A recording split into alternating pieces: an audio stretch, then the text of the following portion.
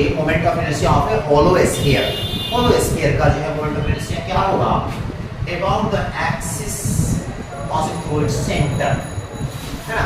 Centre से जो पास करेगा। अब यहाँ पर देखो कि एक होलो स्फीयर हम इमेजिन करते हैं कि जिसका रेडियस कितना है, r है, कैपिटल R, ठीक है,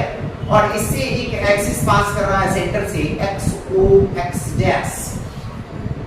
और इसका जो रेडियस है हो गया कैपिटल R, लेकिन और इसका मास हम मान लेते हैं कैपिटल M। तो इसका सरफेस एरिया कितना होगा, तो होलो स्फीयर का सरफेस एरिया कितना होगा, या स्फीयर का सरफेस एरिया कितना होगा, जो होलो का होगा वही सॉलिड का भी होगा, तो 4 pi r square, 4 pi r square. तो पर यूनिट सरफेस एरिया मास कितना होगा होलो स्फीयर का, तो m by 4 pi r square, ये हो गया। अब है कि यह जो है होलो स्फीयर बहुत सारे छोटे छोटे रिंग से मिल करके बना हुआ मान सकते हैं। जैसे ओनियन का अगर मान लो कोई स्लाइस काटो और उसमें अगर उसके हर एक परत को अलग अलग हटाओ तो उसमें बहुत सारे रिंग्स निकलेंगे, तो रिंग्स का लेकिन साइज सबका अलग अलग होगा। तो ये जो रिंग होगा हमारा यहाँ -r से r तक फैला हुआ है, इसी में से एक रिंग हम इमेजिन करते हैं जिसका रेडियस है y, स्मॉल y रेडियस है, और ये सेंटर से होलो स्फीयर के सेंटर से x डिस्टेंस पर सिचुएटेड है। अब यहाँ पर देखो कि AB उसका विड्थ है, AB उसका विड्थ है, यहाँ पर एंगल क्या है, AC हो गया रेडियस, OC x ये डिस्टेंस है, एंगल है AOY, सपोज करो थीटा, तो इसका जो है अल्टरनेट एंगल हो जाएगा OAC, क्योंकि यहाँ पर क्या है कि OY और AC जो है एक दूसरे के पैरेलल है, OA ट्रांसवर्सल है, तो अल्टरनेट एंगल इक्वल होगा, तो ये थीटा हो जाएगा। अब इसका विड्थ है AB, तो इसके कारण जो एंगल बन रहा है यहाँ पर स्मॉल एंगल d थीटा, तो यहाँ पर एंगल d d थीटा, और AB is the width of the ring. चलो, तो विड्थ रिंग का जो विड्थ अगर निकालेंगे हम तो AB r d theta y,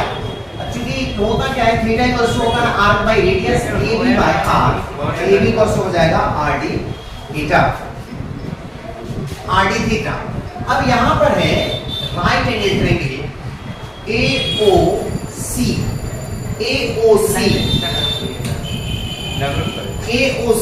right angle triangle AOC में देखो कि यहाँ पर एंगल है थीटा, तो cos थीटा अगर निकालोगे तो बेस बाय रेडियस होता है, इसके लिए बेस हो जाएगा AC बाय OA, तो cos theta equals to y, क्योंकि रेडियस कितना है y है, और y बाय r इसका रेडियस हो जाएगा, तो y इक्वल्स हो जाएगा r cos थीटा। सिमिलरली अगर इसी ट्रायंगल में sin थीटा निकालेंगे हम तो sin थीटा इक्वल्स हो जाएगा OC बाय OA, और OC है x दिया हुआ तो x बाय r, तो x equals to r sin theta. अब इक्वेशन थर्ड को जो है थीटा के रिस्पेक्ट में डिफरेंशिएट करो, थीटा के रिस्पेक्ट में जब डिफरेंशिएट करेंगे तो क्या हो जाएगा dx by d theta r d sin theta by d theta, और sin थीटा का डिफरेंशिएशन होता है cos थीटा, तो dx by d theta equals to r cos theta. अब फिर dx अगर लोगे तो dx इक्वल्स हो जाएगा r cos theta d theta, लेकिन r cos थीटा जो हम लोग निकाले हैं y from equation second, using equation second y d theta यहां लिख सकते हैं। अब surface area of the ring हम निकालेंगे कि इसका रिंग का जो सरफेस एरिया कितना होगा, तो सरफेस एरिया होगा, surface area equals to circumference into width, circumference कितना होगा तो 2 पाई y, अब विड्थ है AB तो 2 pi y into AB, 2 pi y, अब विड्थ AB जो हम लोग फाइंड किए AB equals to rd theta, यहाँ पे rd थीटा बैठा दो तो 2 पाई y rd थीटा, लेकिन यहाँ पर जो है yd थीटा जो जगह हम लोग निकाले हैं yd थीटा इक्वल्स टू यहाँ पर dx, ये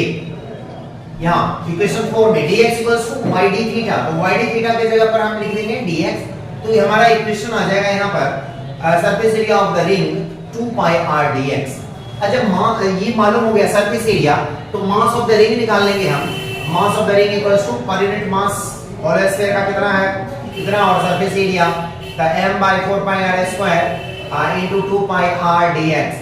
2 पाई r कटेगा और यहाँ बच जाएगा तो m by 2r into dx। अब मास आ गया तो moment of inertia of ring about X O X dash axis, तो यहाँ होता है M R square, M by 2r into D X into Y square, Y square. तो यहाँ अब इसके बाद जो है, अब जो है तो अब देखो कि वाई स्क्वायर जो इक्वेशन आया वहां, उसमें हम लोग कुछ करते हैं। यहाँ पर देखो AOC में यहाँ आर स्क्वायर इक्वल्स टू क्या हो जाएगा, X square plus Y square, तो R square equals to X square plus Y square equals हो जाएगा R square minus X square. Putting the value of y square in equation 7 from 8, di equals to आया था m by 2r into dx into y square, तो y square की जगह पर रखेंगे r square minus x square,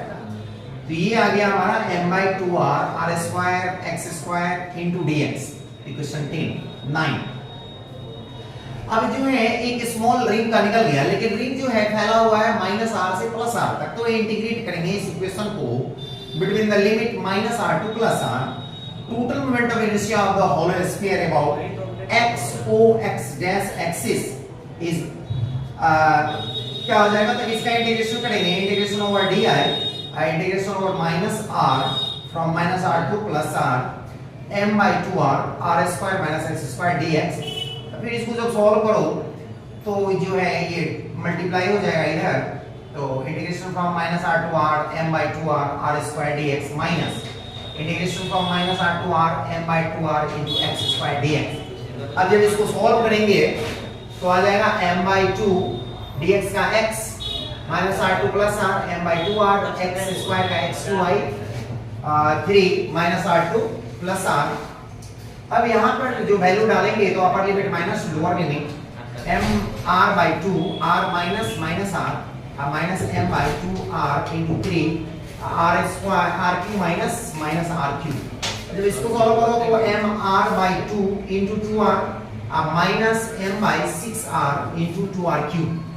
जब इसको भी सॉल्व कर लेंगे तो क्या बचेगा, यहाँ M R square minus 1 by 3 M R square, और जब इसको भी सॉल्व करो तो ये बच जाएगा तुमको I equals to 2 by 3 M R square. ये मोमेंट ऑफ इनर्शिया हो गया होलो स्फीयर का अबाउट द